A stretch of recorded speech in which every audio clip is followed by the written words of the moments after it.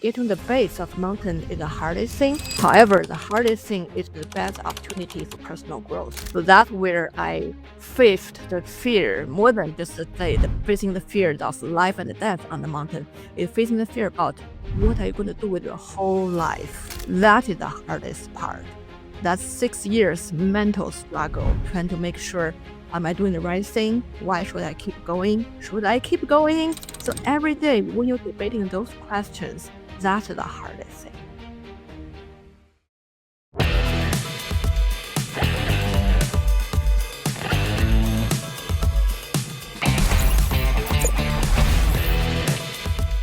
Welcome back, everyone, to the Sparks of Gratitude podcast. I am your host, Randy Sparks, and once again, reminding you that you could be anywhere right now, and you've chosen to be here with us, listening to us. For that, we are extremely grateful. And today we have an amazing guest joining us. So let me tell you a little bit about Lei Wang.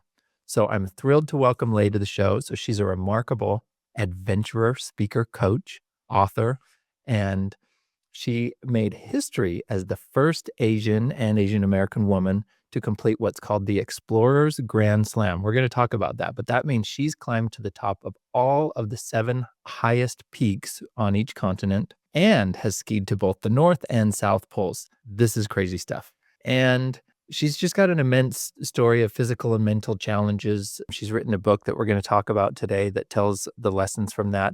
And she's earned the title of Mighty Mouse because she may be small in stature, but she is powerful in her achievements and resilience. And she just has an attitude and mindset that can accomplish whatever is coming at her. So, Lei, welcome to the conversation. Thank you, Randy. Thank you so much for having me here. Yeah, well, I'm excited. Lei and I met recently because we were both guests on someone else's podcast with Gina Anderson, the I Love Learning podcast, and felt like we should connect with each other. And luckily we did. Well, that's something to be grateful for already. Thank you, Randy. Yeah. Well, Lei, I just finished reading your book, which is called After the Summit. And this tells in part the stories of a lot of your achievements, challenges, and lessons learned as you climbed all of these 7 summits and reached the poles. And so many of them are inspiring. I mean, it's really easy for me to think initially, wow, what did it feel like to be on the top of Mount Everest, which I definitely do want to know. But I think there's a lot more underneath that is what it takes to even set foot on Mount Everest to start with. And so what are your thoughts about that? Well, many thoughts were going through my mind when you were talking about it, because summit is really just a moment, very brief moment in the whole journey. Before that point, I would say getting the base of the mountain is the hardest thing. That took years of preparation, training, all kinds of process you go through just to get to the starting line of this mountain. Then after the summit, going down, of course, one thing, going down is more dangerous than going up. And so many accidents happen on the way down. And then after the summit, after you come back home, what's next? It's like for anything in our career, our life, after one success, what's next can be even more scary, because some people say, oh, yeah, you're already at the highest point. Where do you go? But the truth is, you're never at the highest point.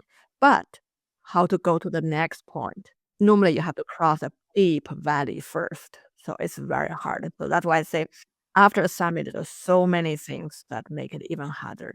Okay, there is so much in that I want to dig into. But so first, I want to go backwards in time to then learn about, well, what comes after the summit. So one, I mean, you grew up in Beijing, is that right?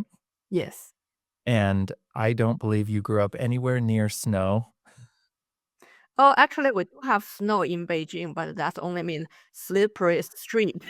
Right, slippery streets. No, what you talk in the book about the tallest thing that you'd climbed was stairs basically to the top of a hill when you were a child, and then all of a sudden you became a mountain climber, and there was a big journey that came to that. And so when you talk about getting to the base of Mount Everest, that there's so much preparation and that comes to that. It's not all about the summit. So Lei, I love the idea that you talk about getting to the base of the mountain is the hard part. And it's not all about the summit because of all that preparation that comes into it. And where you talked about growing up in Beijing, there was such a long process that went from you even seeing large mountains and snow and glaciers and even understand the concept of what's the difference between snow and a glacier, which is something you couldn't comprehend at the time. Talk to me a little bit about the preparation and the significance of even making it to the base of the mountain. Hello, everyone. I want to thank you so much for listening to the Sparks of Gratitude podcast. If you like what you're listening to, will you please hit that like, subscribe to this, and tell us what you like about it in the comments. That'll help us get great guests and keep this thing going. Now back to our interview. Yeah, thank you for the question. Because when you think the gap between a city and a glacier, you think that's just a physical gap. Oh, you need to learn from how to walk in the city to be able to climb a mountain. But actually, the biggest gap is a mental gap. Because first of all, coming from Beijing, I never imagined that my life would have anything to do with athletics. I was a traditional career woman. I went to school, studied computer science, the MBA in finance and marketing. I work in technology and the finance industry. So for people coming from that background, we just think, yeah, this is my career track. This is my life. And actually life, I would say almost like sleepwalking. That's my, in retrospect, I thought that was almost like a sleepwalking because every step you are making at that point, there's an ABC choice for you. There's a three jobs. Which one you want to take? There's three things you can learn in school. Which one you want to learn? So it's all you're making just picking the best choices that based on your understanding what's going to give you the best life. But then when mountaineering, this wild dream showed up in my life, it was a scary thing because for me, it's oh my God, no one ever told me there's something like this. And in my mind, as someone grew up as a school kid, doing something physical beyond your normal life, it's something, and not just even not a rebellion, it's something considered because for people who came from my background, you're doing something that you are not trained to do and you are not told to do when you grow up. That's something inconceivable that if people like on the social media at that time, people were bombarding me with saying, hey, you're wasting the social resource. We put you to school. We put you to this education. What are you doing with your life? You go climbing. And my parents were worried, how are you going to feed yourself? And you throwing your life away. So to think about that is, all right, so this is kind of almost existence crisis, right? So what do I choose at this point? There's no guidance. And choose something you were not supposed to do. That is very scary. And considering all my classmates, they were progressing on their career track and what I'm doing here. So that's time trying to debate what is right, what is wrong, when everything else around you telling you that's wrong. It's very hard. That's the biggest mental gap. Then, of course, overcoming your confidence because I grew up it's nothing about the sports. I had no clue about even hiking a few years before I started that wild dream. So to overcome that kind of confidence gap was huge. So that's why I say getting the base of mountain is the hardest thing. However, the hardest thing is the best opportunity for personal growth. So that's where I faced the fear more than just to say the facing the fear of life and death on the mountain. It's facing the fear about what are you going to do with your whole life? That is the hardest part.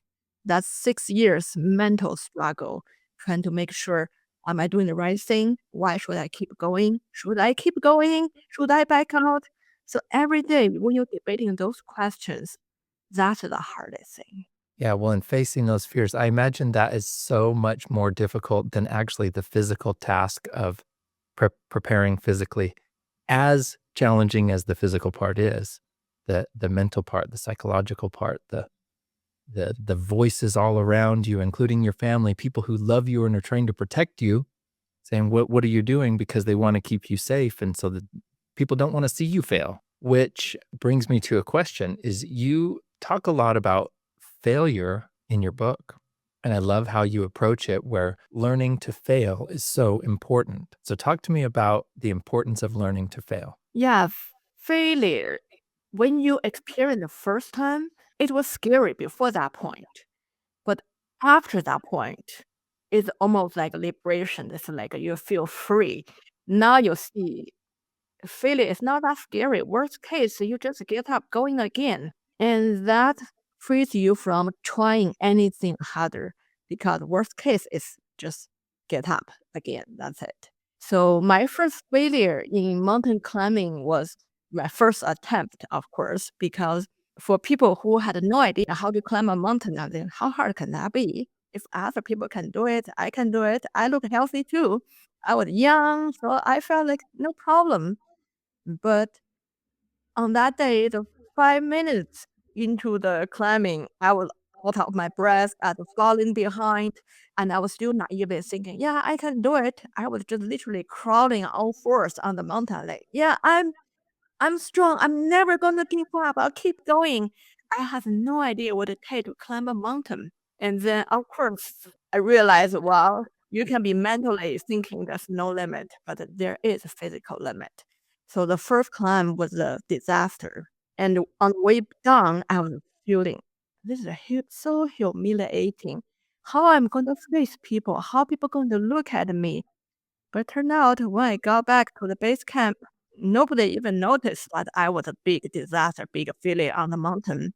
And the people who learned about what happened on the mountain said, so what? Just go back and rest a few days and come back again. I said, oh, at that point, I never thought you can come back, try again. I never thought that was a possibility. I just thought failure is a failure, it's done.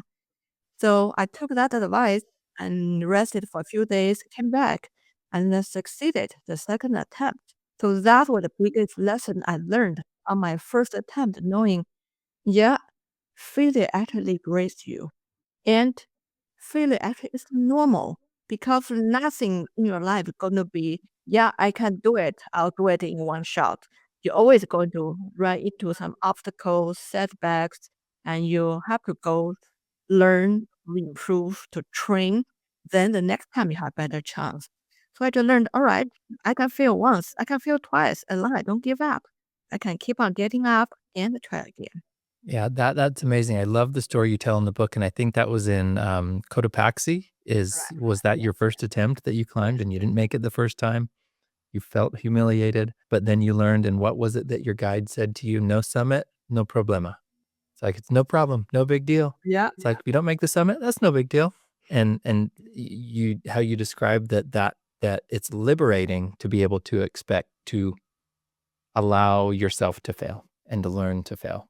It Yeah. gives freedom rather than the Not opposite. yeah, not only freedom, it also actually saved my life because later on I learned in mountaineering that kind of mentality called summit fever is very dangerous. So many people died because of summit fever. And I was so lucky to have that as my first lesson on the mountain, knowing no summit, no problema. You can always come back, try again. So no. Tell us about summit fever, what that means, because I mean, somebody might who doesn't know might think that that means altitude sickness, but summit fever does not mean that. So what is summit fever, and why is that dangerous? And how did this learning to fail help you save yourself? Yeah. Yeah, summit fever is a mental state. One is you believe you are invincible, ignoring all the physical limits, the weather conditions, the dangerous terrain, what's happening around you. You are so blind to those obvious dangerous signs. Everyone going to tell you turn around, but you are blind. And also normally you think, "I'm so close. It's just like 10 more feet. Oh, just a 100 more steps, I'll be there. And if other people can do it, I can do it." So all those kind of mental state that make you be blind to anything telling you other ways. And also believe yourself more capable than you actually are. That's how people come to the state of too exhausted to going people go down because when you're going up, you always, yeah, summit right there. 10 more feet, 10 more feet, 10 more step, I can go. But you forgot, summit is only halfway. So when you put all your effort into getting the top, you're exhausted and you couldn't go down. That's how accident happens. Yeah, so let's talk about that because the summit being halfway, there's a lot to unpack there that I think is really important a- as far as the mountain itself, but metaphorically through your life. And this is a lesson that you teach. So talk to me about the summit being only halfway and how that matters in mountain climbing and in life. Yeah, so in mountain climbing, every step you go up, unless you have a helicopter take you off, you have to go down on your own. And for the because the body positioning on the way down is more precarious and you're more exhausted, very easy for you just for body to fall down the hill. When you're climbing up, if you fall, you just hug the mountain, right? But when you go down, when you fall off the mountain. So that's why it's more dangerous. And in our life, when we say summit is halfway, it's a lot of time I see people dashing for the short-term goal. For example, when I was young, we were saying, yeah, going to college, that's the ultimate success, going to the best college. You sacrifice all your childhood fun, your physical exercise, just study. And when people get to the best college, they were exhausted. But college was just a starting point of your life, not the end point. And then now in business, a lot of time we see, yeah, let's do the sprint because we need to make sure the quarterly result is great. Oh, we need to make sure our annual return is great. And then you ignore what's the long-term impact of your business? What's the long-term impact of your career? So when we see everything ahead of like a little summit, we totally forgot.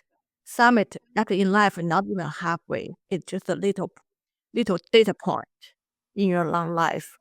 So if you keep in mind of where do you really want to go in your life, you're going to realize how small is each summit.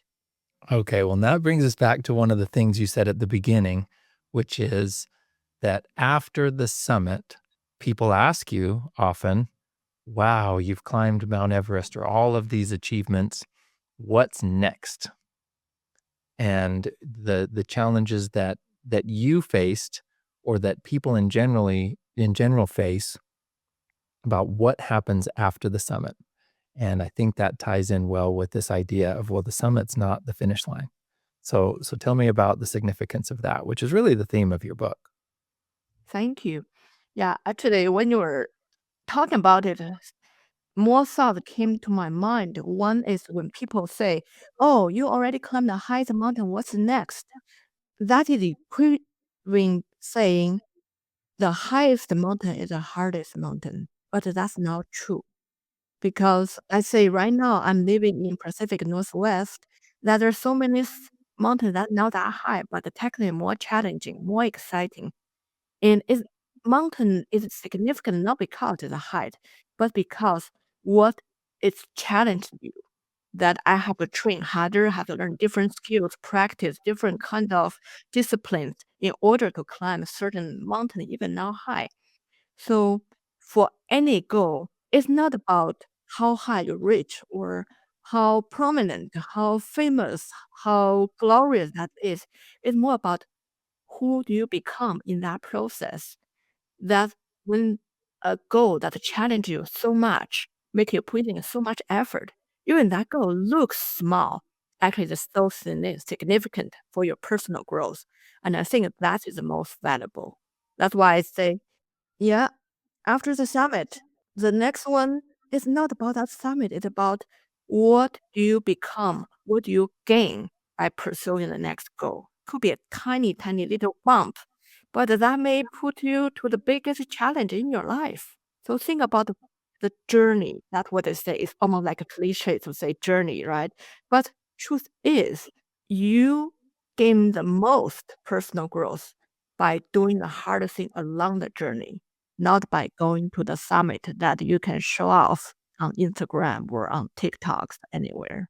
Yeah, so I have a question about that because while I have not summited Mount Everest, or in fact, any of the 7 summits, although I have dreamed about it when I was a kid, and maybe I will.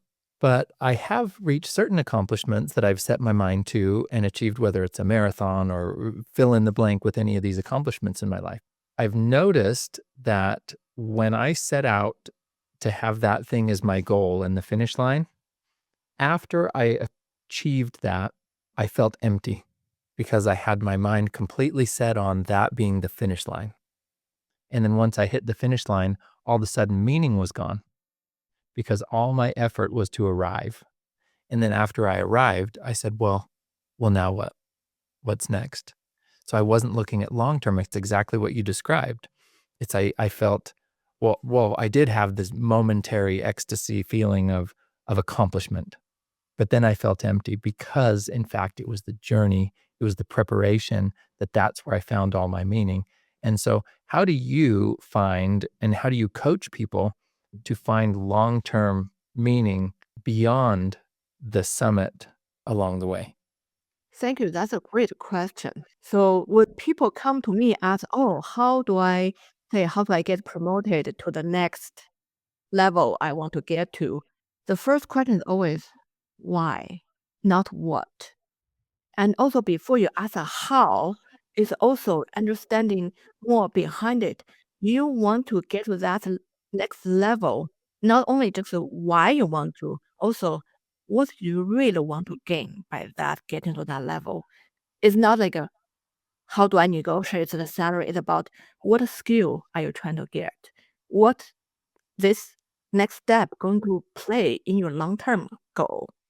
So you know what skill you need to build, what network you need to build, and what other experience you need to gain in the next step in order to lead to another step after. It's not just by stepping higher and higher, it's by rounding up your skills so you have a long-term success. So that's how I look at whenever we plan the next goal, is that where I look always at the foundation take a longer time, and sometimes we don't want to waste time because I'm ready, let me go, right? But the thing is, when you spend more time on the foundation level, you will go much, much further than you can go.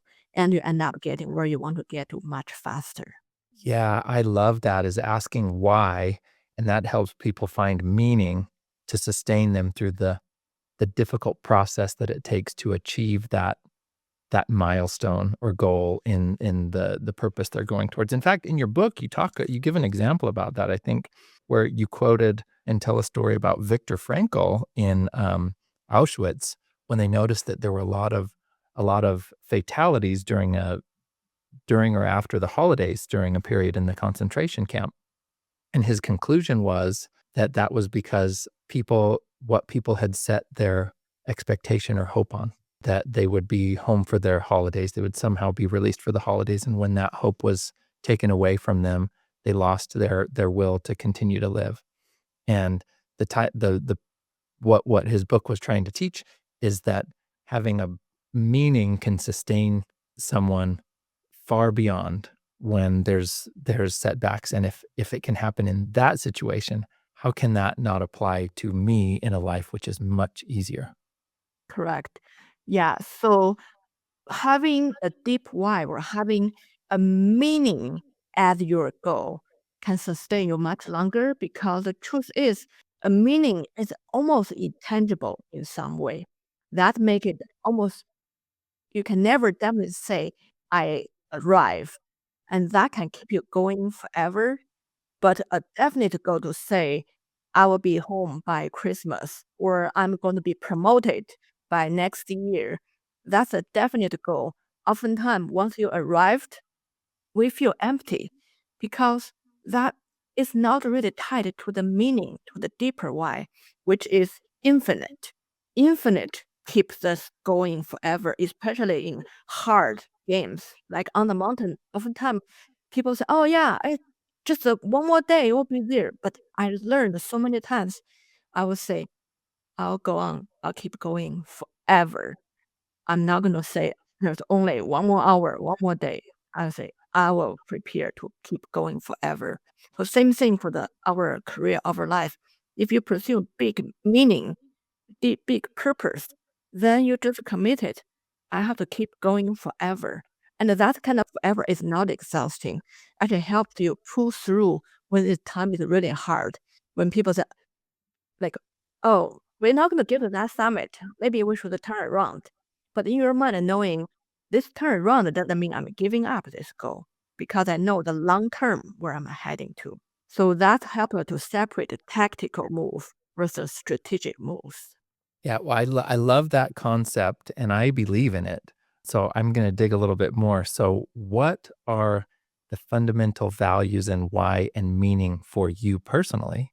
And maybe give some examples of how that sustained you through some of these adventures in your life, whether it was on the mountains or in Antarctica or even just writing a book. Yeah, so when I was on the mountain during those years, at beginning I didn't realize. At beginning I just, yeah, it would be really fun for someone like me to go to climb Everest. But along the way, when I was struggling in everyday life, in training, in those 6 years preparing to go to Everest, I just realized this process of making me become who I am is much more meaningful. And I want to share that message to other people that realize my mission is not about going to the mountain, it's about showing other people what an ordinary person can achieve through relentless effort by never give up on your big dream, on your big purpose. So that's what driving me to the on the mountain is. I don't know if I'll go to the summit, but I want to show them the best I can do. Is this the best yet? No, I'm going to push harder. So that was driving me. And then now, for me, it's because I want to influence more people to pursue a bigger life, to do a meaningful job, to become the most impactful leader you can become. That also requires me to become the best self I can become. So every day, like sometimes I want to cut a slack, I want to do something. Sometimes it's hard. Running any business is hard. Sometimes I want to, can I just take a break or something? But I realize everyone who I'm coaching also facing their own Everest in a hard way. The way we're all struggling together. That is sending the message. No one has a guaranteed success, but you have to keep going. So that's like leading with your own action, leading with your own examples. So for me, every day I need to push myself. What can I learn today? What can I do better? How I'm going to improve myself consistently. That's what I push my client to do, right? So that's by doing that myself. I know, yes, when I say, yes, you can do it, I know it because I'm also struggling and I was able to overcome that. And I'm not a superwoman. And I believe you can do it too. Well, that's inspiring. So I want to bring up sometimes the adventure seems or sounds glamorous or the idea of adventure and the spirit of adventure. But when it comes to actually accomplishing the adventure or physically being there, you tell a story in one part about being in Antarctica and going to the South Pole. It's not quite as exciting as one might imagine. So talk about that and what that experience is like, and I think your meaning and purpose that sustains you on that journey. Yeah, so people think about going to South Pole. That's so exotic, right? That's so exciting. But the truth is, the journey getting there was the most mundane, most boring so-called adventures I have ever done. Because imagine for 24 hours a day, every minute, the scenery never change. Here we take it for granted. You have day and the night. You have sun rising from here, setting from there. You see the moon, you see the stars. In Antarctica, 24 hours a day. Sun hangs just slightly above horizon, never move. There's no sunrise, sunset. And after 1 week, I come out of Antarctica. I said, "Oh, I totally forgot there was even moon and a star in the world." Because that was Antarctica. It's the sky, just a pale white sky. There's no moon, no star, no sun, no moon move. So, and then on the horizon, there's not a single tree. not a single rock. 360 degrees you look, it's the same scenery. All you have is head weight. That tells you where you're heading to.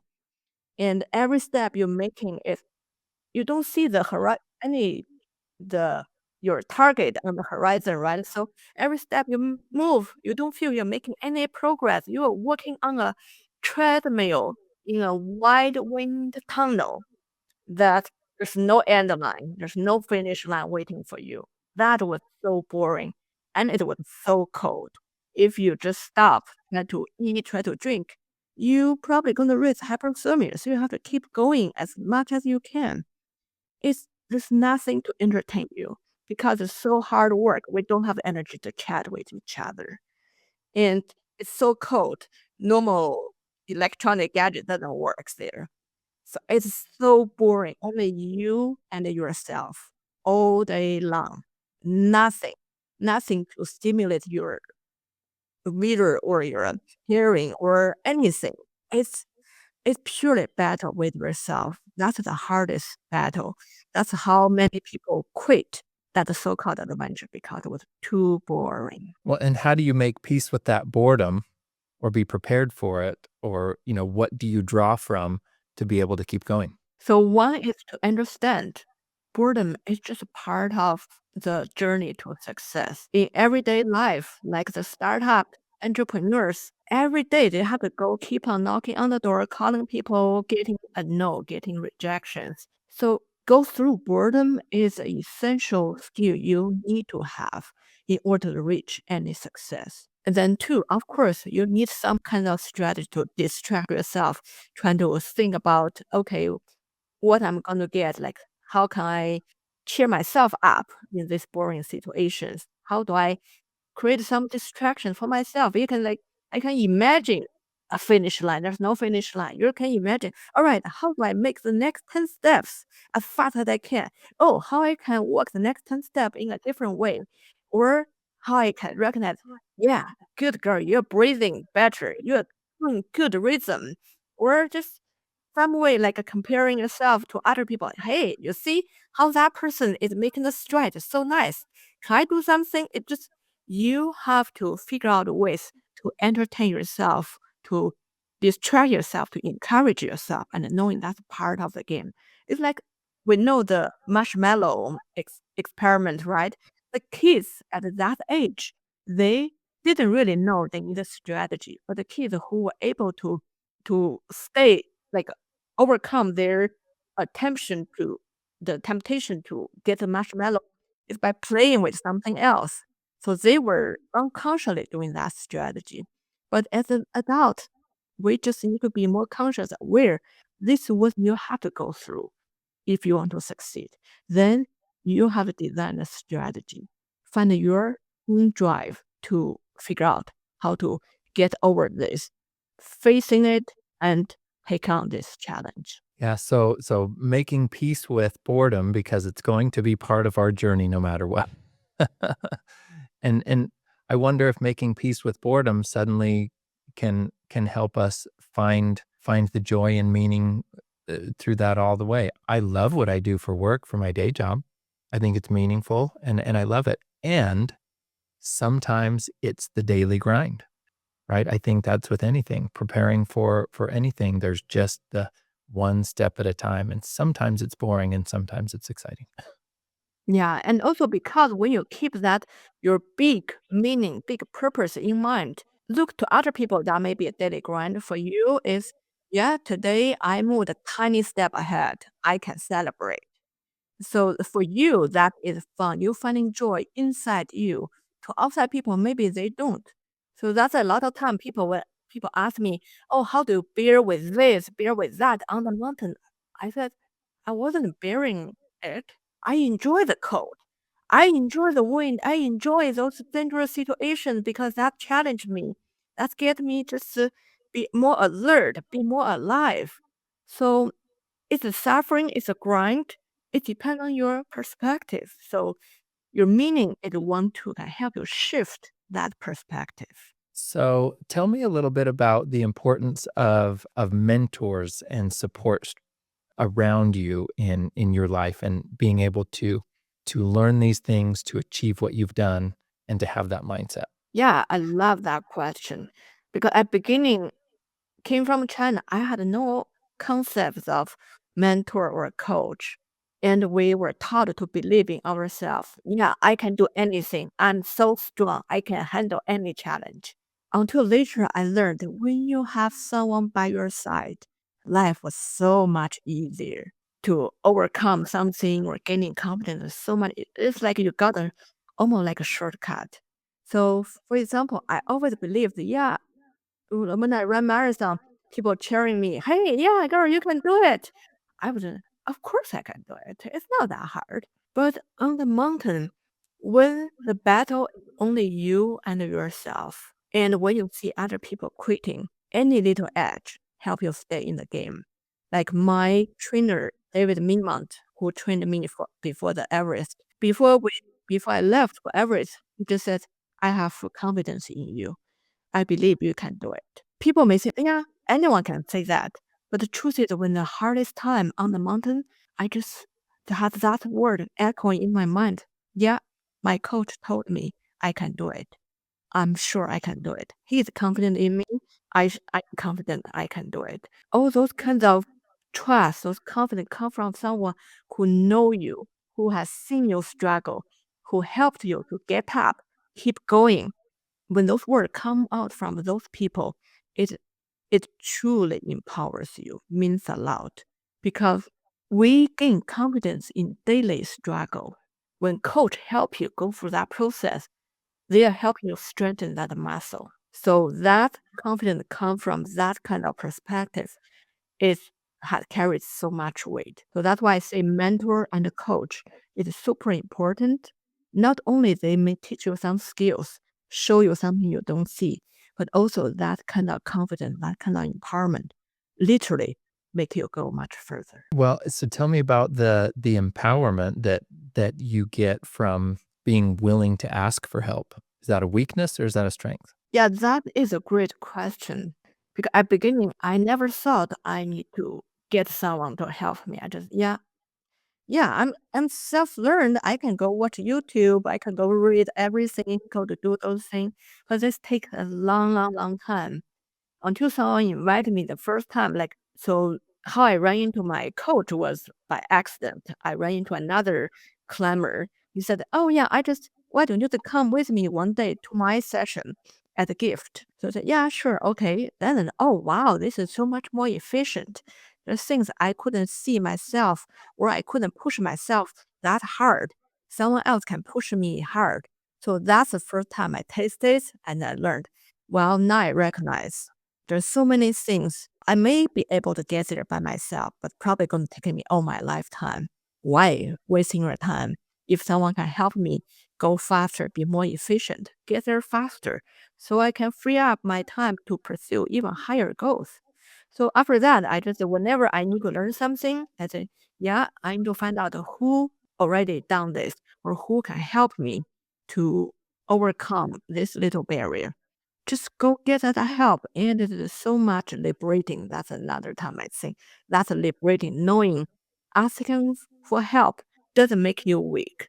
It just helps you speed up your progress, make you much, much stronger than you can ever be by yourself by like working really hard for 100 years.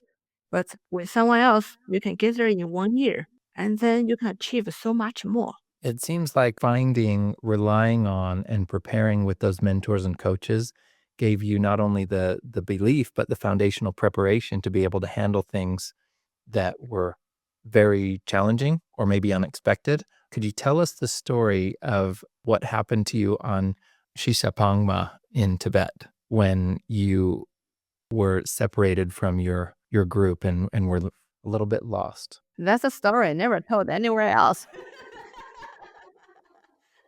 Well, I love that story. You talk about it in your book, and I just my eyes were just this big as I read this story. But what I love in the story, I just want you to tell it because, and maybe I'll share what I see in the story.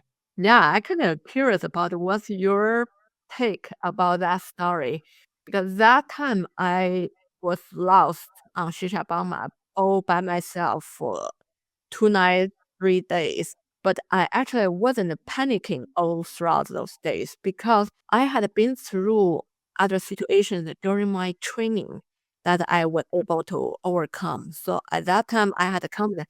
I know I just what I need to do is stay calm, stay healthy, don't get yourself injured, and then systematically try to find your way back.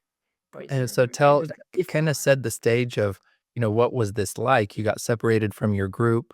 This is in the snow and there's a storm and you're disoriented and you don't know where the camp is. And you have barely any water left and two granola bars, I think, and without a tent, you're just there in the snow and then it snows 2 feet on you and you're sleeping wrapped up in a garbage bag. And so this is the setting, and you're disoriented and don't know which direction to go and how to find yourself, and you're not panicking, and this was for 3 days. yeah, actually, in retrospect, was pretty scary. With that moment, I was confident, and also confidence is one thing. It's a conversation with yourself. You have to keep on telling yourself and truly feel that confidence so you can stay calm in any crisis moments. I think that's actually the crucial skill or crucial character you need to have to survive in any situations. So luckily, I had that because I had a previous experience of getting lost, of run into some difficult situations, and I know what you need to do. Stay calm, stay safe. So then all right, now I need to keep my mind cool instead of panicking, run around looking to think, okay, I need to systematically to rule out which way is the wrong direction. So until I hit one point, I can recognize that's something I know definitely was not on my route. I know I have to turn around and I can make a guess of which direction we come by. Ruling out other options, it's all right. That might be the way. I have to systematically go just one stage at a time to stay safe. So, so I wasn't sure what's the take you had from that story. Well, I think you alluded to it, but the take that I had from the story is as I read the story, I felt like I would imagine fear and loneliness, but the confidence that you say, well, and I wasn't panicking. I knew how many granola bars I had and what much water. And so I knew that I could survive for 5 days if I just had one bite of the granola bar in the morning and one at night. And, I stayed still and I was smart and I've gone through the situation before. And so I saw calm and resilience and trust in your preparation to say, I've prepared for this. I know what to do. And that and belief, the hope that sustained you. Yeah, I think the hope is a big word. Hope and confidence is the most important skill you need to have in any situation. You have to believe good thing gonna come, good outcome going to come. That keep yourself calm. And also the confidence knowing you have that because anything going on in our brain going to affect our body. If you ever panic, your body gonna get exhausted. You're gonna burn energy unnecessarily really fast. So I know if I can just keep calm, 2 granola bars can sustain me for many days. I only need to take one bite when I absolutely need it. Half liter of water can sustain me many days. Because if you're not panicking, you don't need to drink, eat that much. And you cinematically search your way. You don't have to burn energy so much. To stay calm and confident, hopeful, actually resonated me with my other recent accidents also. So, but yeah, it's very interesting because I haven't been talking about the Shishapangma lost since after that book. So actually, this is the first time you jolted my memory, and a lot of things came back and reminded me how that related to all my other experience of how I survive or overcome almost inconceivable situations. Well, Lei, I'd love to hear what gratitude means to you. Gratitude means so much because one thing I'm very grateful on my way is all the obstacles, all the challenges, all the setbacks, all the failures. Without those failures, I wouldn't become who I am. Like what we said at the beginning, my first taste of mountaineering was a big disaster. That actually saved my life, set me on the proper mentality. Then later on, there's so many situations. For example, on Everest, I was sick. I was the slowest one, I was the weakest one. On top of that, I got sick. I was sent off the mountain for 5 days just to recover. But later on, I found out after that 5 day recover actually helped me because that gave me the actual nutrition, actual time to sleep, to rest, even though I was battling with the virus in my body. But at the same time, my body needed actual rest. That helped me to come actually in the end. I went back to the mountain and was able to continue. I think that because those rest made me stronger, helped me to recover better. And say the thing you just mentioned about the Shishapangma, I was able to stay calm because I had been lost before. I had run into bad situations before. Those lessons taught me how to stay calm, stay confident in that situation. And that experience on Shishapangma also helped to save my life later on in past few years when I ran into really bad situations. So every so-called bad experience, obstacles, actually I'm super grateful. And that also gave me the different perspective whenever I face challenges. When something is so hard, when people think, why you didn't quit? I tell myself, this is my opportunity to grow because I know the God is testing me in this moment and showing me this is the way. If you overcome this, you'll become so much stronger than other people, then you'll be more capable to handle what's next. So I know this is my opportunity to grow when I'm handed a bad card. So that perspective helped me to, I think that contribute to my success over the long run. So that's the one big thing I'm grateful for. And of course, as also we mentioned about those mentors, those coaches, every mentor, every coach, they played a big role on this journey for me. Some mentor, I don't even know their name. Could be just a stranger I ran into on the mountain or I talked to on the street. The one little spark they gave me probably stayed in my mind for a long time and made me go through some moments thinking, oh yeah, I remember that person said this. That helped me to go through. So when we keep an open eye to everyone around us who just give us a little spark, little encouragement, little, let me help you, let me lend you one hand here, that little thing goes a long way. So I'm grateful for everyone I encountered in this life. No matter what kind of experience, they showed me something I didn't know about myself, showed me a new way to look at life. I love your perspective, gratitude for the challenges and what they have given to you, and for the mentors who have taught you and shown you what's possible and shown belief in you. It's beautiful, Lei, and I'm so grateful that you decided to share some time with us today because Thank this you. is I'm so fun to grateful learn being from you. here. Yeah, I'm so grateful for you. And I want everybody to know you can find Lei. I will put links to where you can find her in the description, but she's got her book. You can find it. It's called After the Summit. Her website is journeywithlay.com. And besides her book, she's a speaker, she's a coach, and you know she's got value and things to share. And so if anybody needs that, you can find her Mighty Mouse herself. She's earned the title. And in fact, I learned that your name Lei actually means thunder in Chinese because you are truly powerful. That's a secret you discovered. Thank you. Yes, and I believe it. Lei, thank you so much for sharing your time with us. I'm inspired by you, and I am going to give myself permission to fail.